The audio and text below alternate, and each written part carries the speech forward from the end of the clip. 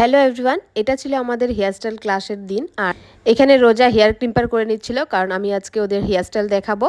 আর আমার স্টুডেন্টসরাও খুব মনোযোগ দিয়ে দেখছিল। আর আমাদের এই ক্লাসে কিন্তু হেয়ারস্টাইলেরও পুরো নলেজ দেওয়া হয়, কোন স্প্রে ইউজ করবে, কোনটা স্প্রে কখন ইউজ করবে, স্টাফিং ছাড়াই কেমনভাবে পাফ করবে।